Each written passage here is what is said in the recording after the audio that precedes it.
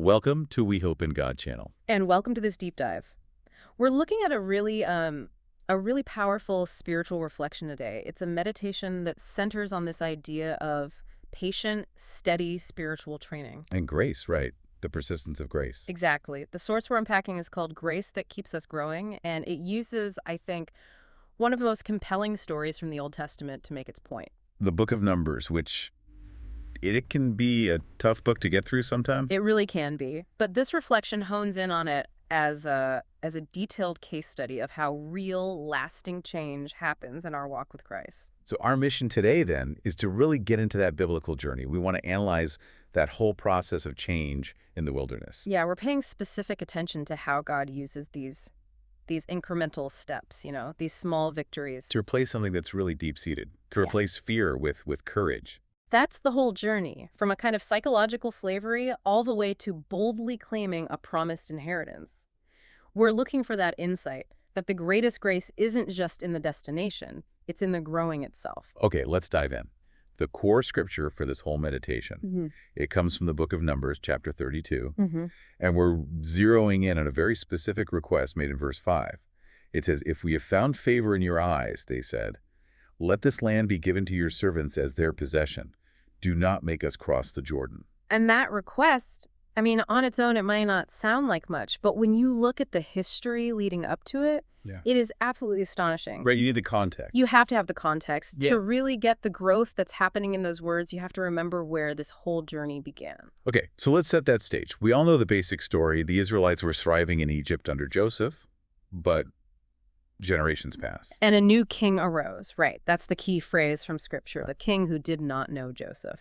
And just like that, they go from being, I guess, favored guests to an enslaved people. Oppressed. Exactly. And for centuries, their entire identity was shaped by that. By hardship, by labor, by suffering. But the promise never went away. God hears their cries. And he intervenes with all the mighty signs, the plagues. He delivers them. He leads them out of Egypt. And throughout that entire journey, there's this one singular vision fueling them, entering the land flowing with milk and honey. The ultimate promise. But as this reflection really highlights, just having a vision, that's only half the battle, isn't it? It's just part of the spiritual equation, because we know that despite this incredible rescue, despite having a clear destination, their training just grinds to a halt. It stalls right at the finish line, basically. Why? And this is where we shift from, historical fact to a really deep spiritual reflection. The source reminds us what happened when they finally reached the borders of Canaan. The moment of truth. We see the people who live there. The giants, the Amalekites, the Canaanites. And the text says their hearts melted in fear. That phrase, hearts melted in fear, that's more than just being scared, isn't it? Yeah. It sounds like a total internal collapse. It's a spiritual diagnosis, a complete inability to move. And the source material is really clear about the spiritual reason behind this paralysis. Which is? It wasn't a lack of faith in God's power to win. They'd seen the plagues. They knew God was powerful. It was a lack of faith in their own ability to receive the promise. Oh, that's interesting. The source puts it so bluntly, the slave mentality was still alive. They had been physically set free, but their mind, generations of slavery had created this fixed mindset. They just could not see themselves as warriors. As inheritors. Or even just as agents of their own destiny. They couldn't imagine it. I think that's an insight that really hits home for us today. We can believe in God's promises in theory, but when we face the giants in our own lives, as a sin we can't seem to shake, a mission that feels too big. Our hearts melt. Yeah, our hearts melt because that inner slave mentality starts whispering, "You're not strong enough for this. You're going to fail. You don't deserve this victory." That's it, exactly. They couldn't move forward because they were terrified of losing the tiny bit they had, even when what was being promised was everything. The fear of battle was paralyzing. So what does God do? He doesn't give up on them. He doesn't force them into the land. He continues the training patiently for decades. This is where the grace that the title talks about really starts to become clear. Yes. The reflection points out that God's response was basically a curriculum of incremental victories. This wasn't just them wandering around aimlessly in the desert. Every single encounter was a lesson. A training exercise. A training exercise, that's a perfect way to put it. The source specifically brings up the battle and victory over Midian as a key step. Okay. These were They were necessary confidence-building exercises. They weren't fighting the massive armies of Canaan right away. They were taking these manageable, smaller steps that allowed them to, quote, slowly become stronger. The Midian moments, I love that. That's a great spiritual concept. Yeah. Those are the small daily wins God gives us that prove we're capable of bigger battles down the line. Yes. Like, overcoming one small temptation or showing a little bit of forgiveness when it's hard, or even just dedicating 5 more minutes to prayer. Those are the battles where God is showing us that the old slave mentality is losing its grip. It's diminishing. It is. Step by step, battle by battle, God was rebuilding their ability to act. He was showing them that courage wasn't something you just get in a flash. It's something you develop through persistence and relying on Him. And this slow, patient development. This is what brings us all the way back around to Numbers 32. Which is the ultimate proof that the training actually worked. So let's look at that transformation we see in the request in Numbers 32.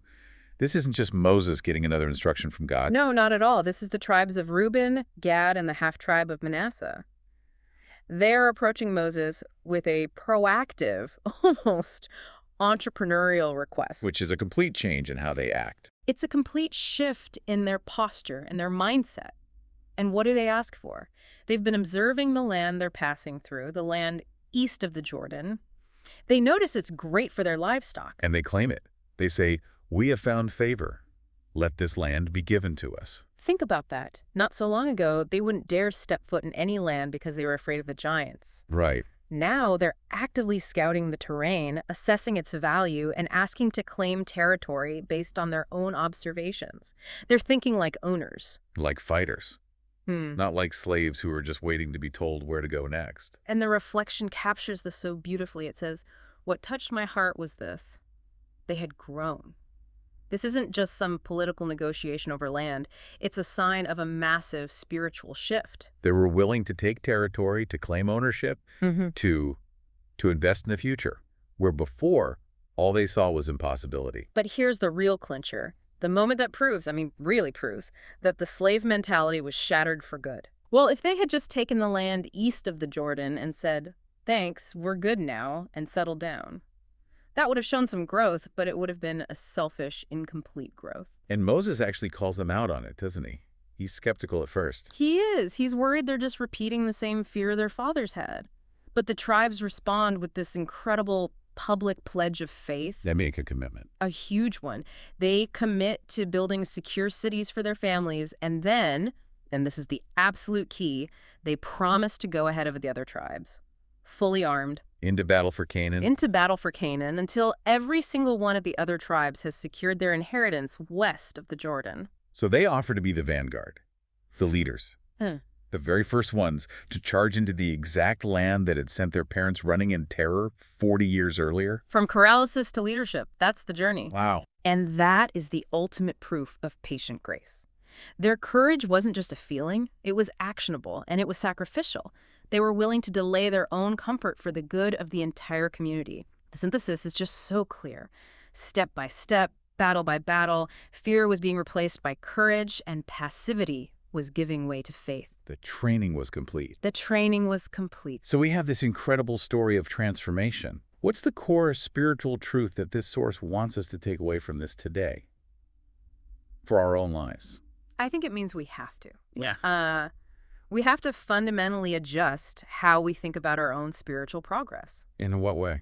Well, if you are really trying to pursue the fullness of Christ, maybe you're trying to master a spiritual discipline, or walk away from a weakness that's been in your family for generations, or step into a new calling, you cannot let yourself get discouraged by the pace of your growth. That's so easy to do, though.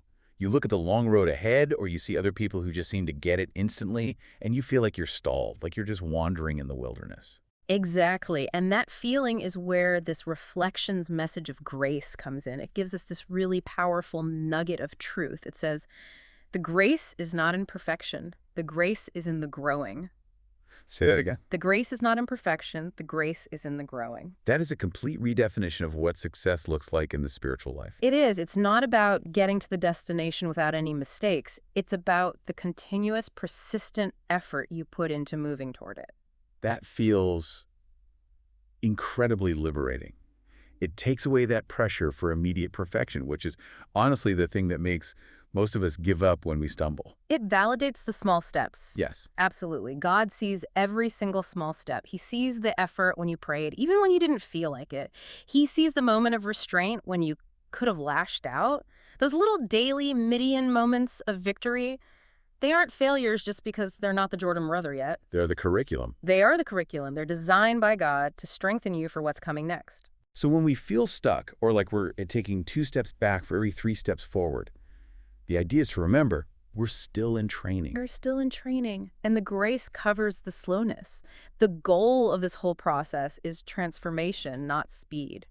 The tribes weren't transformed by a lightning bolt overnight. It took decades. It took decades of small battles under God's persistent, patient guidance. And that guidance, that is the grace that keeps us growing. So this all leads us to the final personal takeaway from the reflection, the call to action for you, the listener, today. If we accept that grace is in the process, what do we do? The instruction is all about endurance. It's so simple. Just take one more faithful step today. Just one. Just one. Don't give up on the training just because you haven't crossed your personal Jordan River yet. The mission is to keep trusting in his persistent grace and to continue toward the fullness of Christ, which is a journey. It's not a single event. It's about being faithful in the small movements. So this deep dive has really shown us the power of that persistent grace from Numbers 32. We've seen a people go from this crippling slave mentality, terrified of failure, to tribes who were willing to lead the charge, ready to fight for a future they couldn't even imagine before. And the whole transformation really came down to understanding that spiritual success isn't about instant perfection. It's defined by the commitment to keep growing. And if we apply that truth to our own lives, whether it's the need for mastery over a sin, the desire for a deeper prayer life, or the challenge of just getting through a tough ministry season, this message is so vital. So here's the final thought for you to take with you. If your growth is defined by these small, faithful steps, and not by some instant arrival, what's one area in your life, maybe a weakness, a relationship, a spiritual discipline, where you've mistakenly given up because you confused slow progress with being stalled? And how can adopting this grace in the growing mindset, this knowledge that every small, persistent step is part of your training, how can that change the very next action you take on your spiritual journey today? We bless you to have a precious day where you remember that the Lord sees in His. He honors every small step. Don't give up.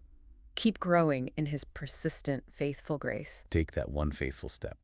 In the desert, you shaped my trembling heart, teaching strength where fear once lived inside.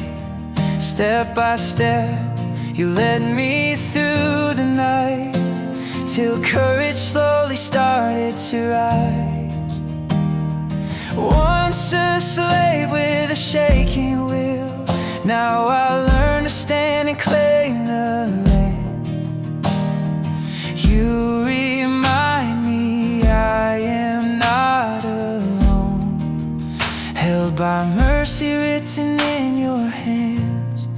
Even when my steps feel slow, your gentle grace still pulls me on. Growing is the work you love, and in your love I become strong. So I'll keep walking, keep trusting. Grace is growing inside of me. You are faithful, always leading. This is the song my heart repeats. In the desert, you shape my trembling heart, teaching strength where fear once lived inside. Step by step, you led me through the night, till courage slowly started to rise. Once a slave with a shaking will, now I learn to stand and claim the land.